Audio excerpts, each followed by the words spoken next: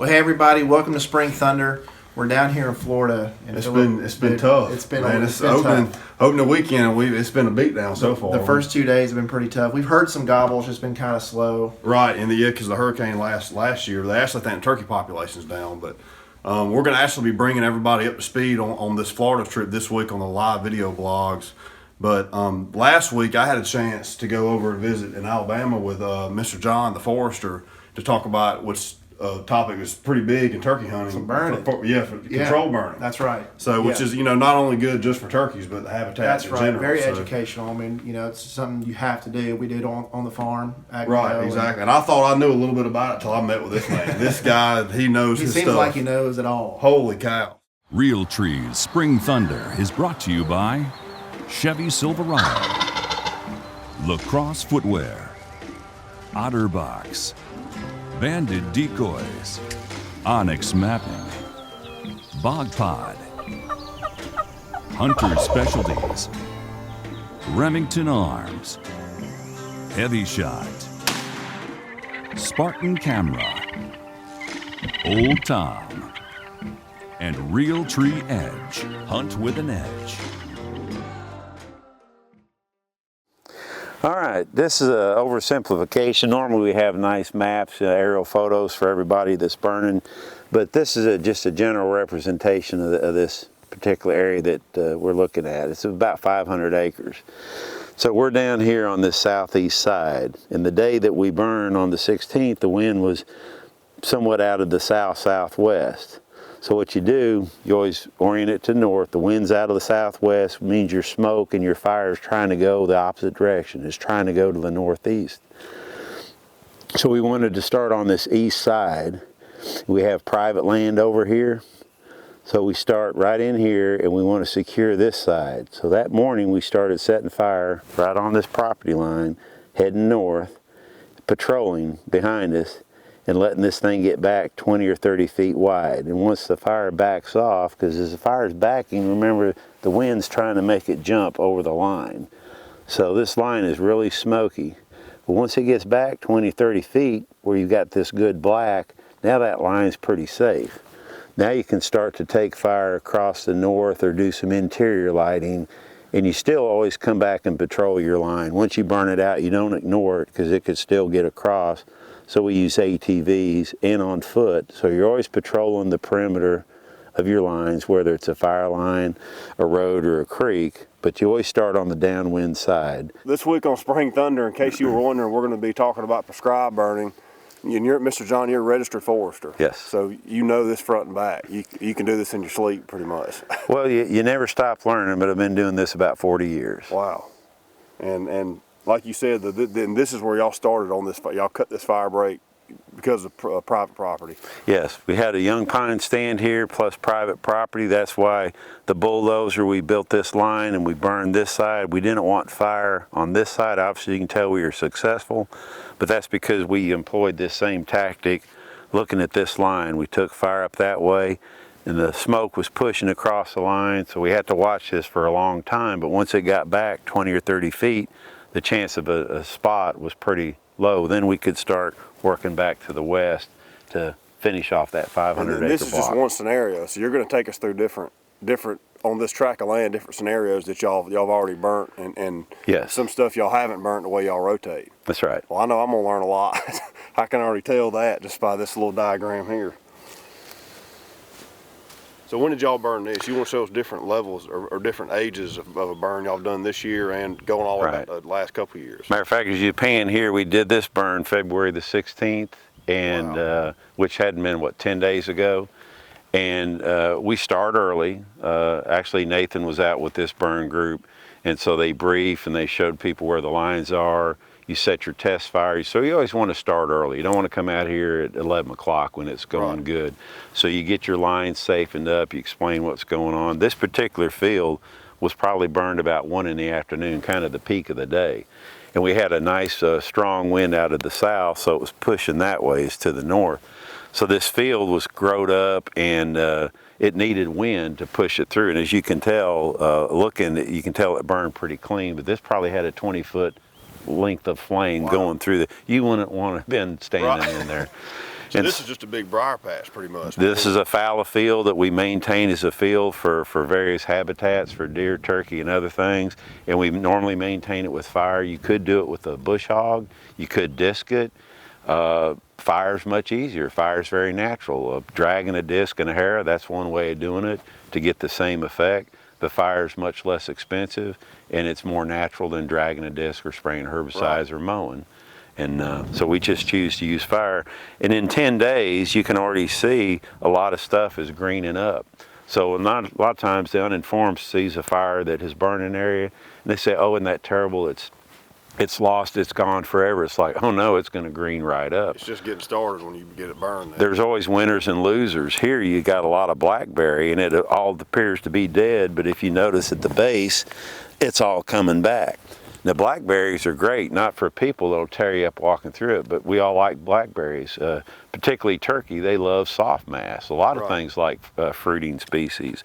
So all of this blackberry that was kind of rank and old, now it's been top killed, and it'll grow back 2 or 3 feet, and you'll probably have a really good crop of blackberries about July this year.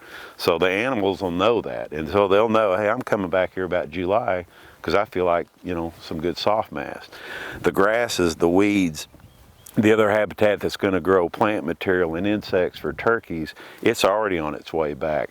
So what appears to be death and destruction is not. All of these plants have adaptations to fire. It top killed everything above ground, but the roots are protected under the soil, and that's its adaptation. Hey, if I get top killed with fire, I'm going to sprout from the root.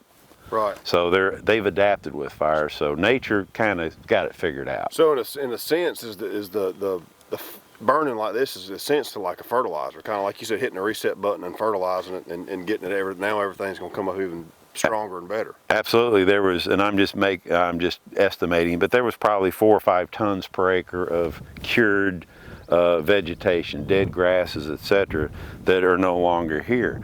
Well, some of that got chunked up in the air in the form of nitrogen, but mainly fire is just a rapid oxidation. You know, a car's going to rust. It might take it 100 years, but it's going to oxidize and rust and go back to where it came from, the dirt.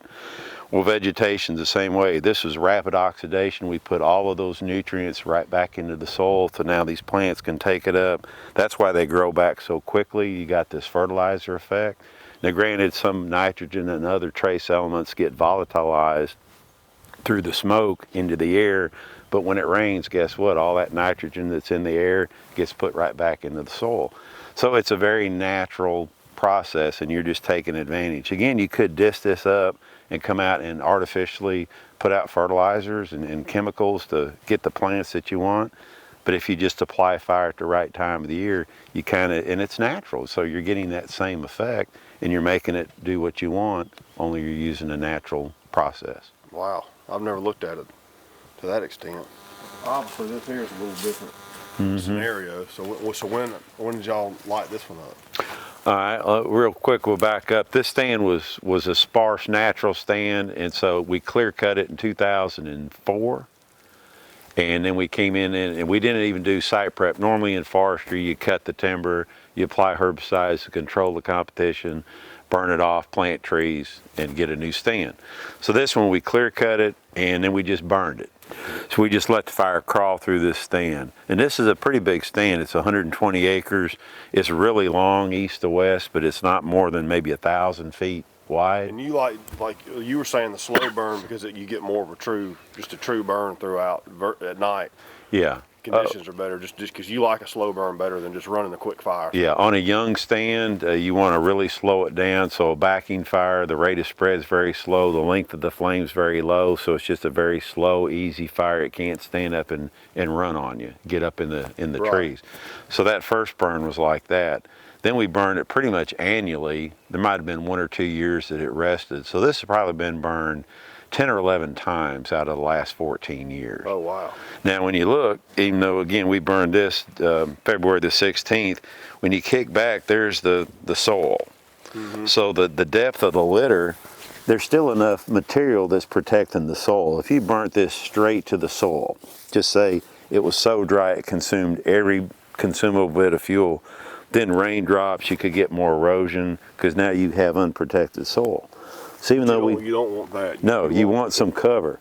So this burned really clean. You can tell there's still like less than 1/3 of an inch of litter, but enough to protect it. So the fertility is in all of that rotten duff, protected the soil, but yet we got a good burn to where now if you had a fire on another day, there's nothing to burn. So this is like asbestos now for a year.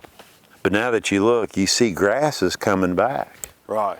And why is that? Well, we reduced the mulching effect of this litter by frequent fire. The weeds that are in this soil, just like that fallow field, now there's nothing to suppress it, so they can pop up. Now there's not a lot of sunlight, so it's not going to grow back very high, but there's enough plant material. A deer, a turkey can come out here and literally browse on those 10-day-old succulent shoots, get a little bit of a benefit. They can see, so they still have cover, but if something was coming, they could easily see. I mean, a turkey, you can see 75, 80 yards pretty easy. So versus if it wasn't burnt, like you said, now you got browse, you know, and it's still not wide open. But so there's a little unburned spot that's probably not even 1/100th of an acre, but it's a nice little spot if something wanted to nest. There's some nesting material right there. And they could feel pretty safe about nesting because they could see what's coming. So until you thin the stand to really improve the habitat conditions, frequent fire, this is still pretty good because you're getting some response of plant material, and you've also reduced the potential of having, you know, dangerous fuel accumulation.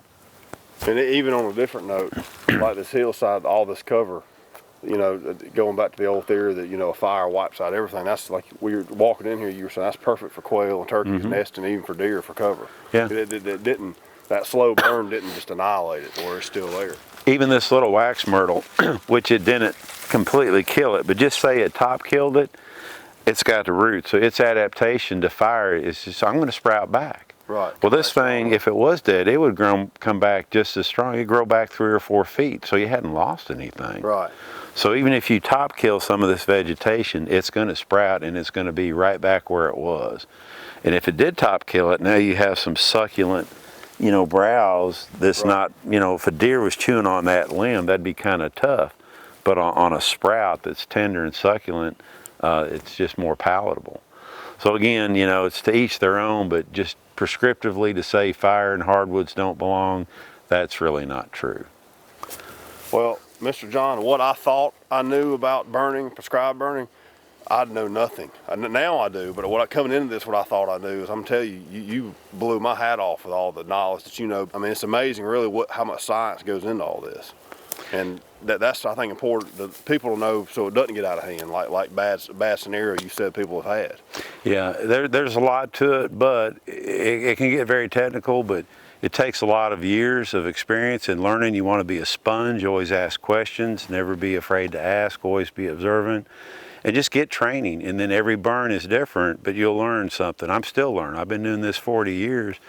And so you want to have a good respect. It's nothing to be feared, it's to be respected. Right. But you want to be confident. So again, until you get your confidence up through training and experience, be a sponge, ask questions, and be conservative. It's not how much you get burned, it's how safe you burn. And so your first few times, you want to just pick an area where you couldn't screw up if you tried, so to speak. Bomb-proof boundaries, start early. You have all these other tactics that you can do to kind of minimize your risk of an escape. For somebody that was wanting to do this or get involved, is contact their local forester, I guess, is the best thing they could do to people like yourself to kind of hold their hand, for say, and talk to them and make them understand. Yeah, there's a lot of different groups that can do this. Some state agencies will do this work. They're often pretty busy with just doing protection on state-owned land, but they are an avenue. Consultant foresters are your best bet because that's what they do. They're there to service and take care of their clients and whatever needs to be done, whether it's harvesting timber, tree planting, or prescribed burning. So consultant foresters are really a good start for a landowner within that county. Thank you again for your time. Yes, sir. I learned a lot. You are more than welcome. It's amazing. Thank you. Well, we appreciate y'all tuning in for Spring Thunder. Good educational piece on controlled burning. I think it's really important for a lot of people to know that. And to end it, we're going to go with Rhett's hunt. Yeah, well, it was actually in a big burn, a big field. So it was a great hunt from about 5 years ago, right, not far from here. Cool. Let's go check it out.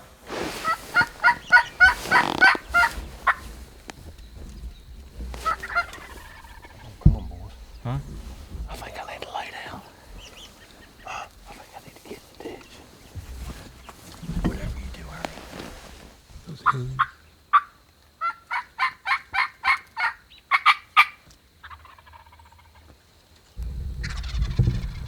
your boy on the right. Listen how far away they sound now.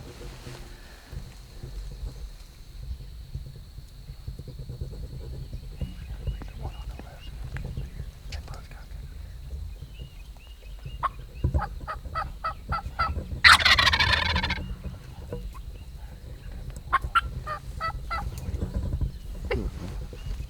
Kill him. Left. Kill him.